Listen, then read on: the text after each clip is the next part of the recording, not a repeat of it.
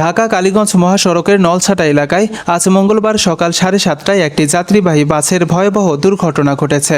স্থানীয় সূত্রে জানা যায়, ঢাকা থেকে ছেড়ে আসা মামুন এক্সপ্রেসের বাসটি নিয়ন্ত্রণ হারিয়ে রাস্তার পাশে থাকা নলছাটা ব্রিজ এবং আশেপাশের কয়েকটি বসতবাড়ি এবং ব্যবসা প্রতিষ্ঠান ক্ষতিগ্রস্ত করে। এলাকাবাসীর অভিযোগ, ঘটনার সময় বাসটির মূল চালক ছিলেন না, বরং হেলপারই চালাচ্ছিলেন যানটি। তাদের দাবি, ড্রাইভারের গাফিলতি এবং অদক্ষ হেলপারের দ্বারা গাড়ি চালানোর কারণেই এই দুর্ঘটনা ঘটে। ঘটনাটা ঘটছে 10 মিনিট পর 7টার দিকে না? এটা তো ঢাকা থেকে আসছিল মনে হয়, সিলেটে দিয়ে যাওয়া না? এটা হইলো ওই যে মামুন দেখেন না, মামুন এক্সপ্রেস। যদিও ঘটনায় কোনো প্রাণঘাতী বা গুরুতর আহতের খবর পাওয়া যায়নি, তবে এলাকায় ব্যাপক আতঙ্ক ছড়িয়ে পড়েছে। নলছাটা ব্রিজের একটি অংশ মারাত্মকভাবে ক্ষতিগ্রস্ত হয়েছে, ভাঙচুর হয়েছে একাধিক বসতবাড়ির প্রাচীর এবং দোকানঘর।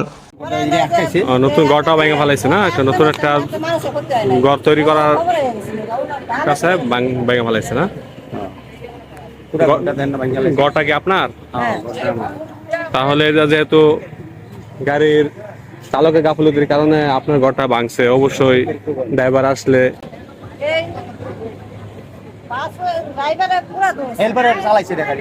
হেল্পার চালাইছে না, তাহলে চালকের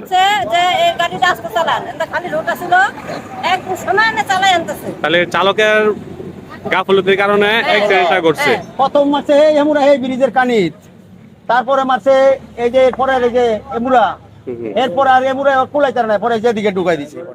স্থানীয় প্রত্যক্ষদর্শীরা বলেন, যদি এখনই এদের বিরুদ্ধে কঠোর ব্যবস্থা না নেওয়া হয়, তাহলে অদক্ষ হেলপারদের হাতে গাড়ি তুলে দেওয়ার প্রবণতা বেড়ে যাবে এবং ভবিষ্যতে আরও ভয়াবহ দুর্ঘটনার আশঙ্কা থেকে যাবে।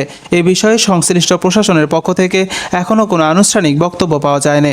তবে দুর্ঘটনাস্থলে পুলিশ ও ট্রাফিক বিভাগ পরিদর্শন করেছে বলে জানা গেছে। নলছাটা ব্রিজের সাথে বাড়ি খেয়ে এখানে পয়সা বসে না? এমনিতে কোনো লোকজন মারা গেছে বা ব্যথা পেয়েছে কেউ? স্থানীয়দের দাবি, এই ঘটনার সুষ্ঠু তদন্ত ও দায়ীদের বিরুদ্ধে দৃষ্টান্তমূলক শাস্তি নিশ্চিত করতে হবে, যাতে ভবিষ্যতে এমন গাফিলতির পুনরাবৃত্তি না ঘটে।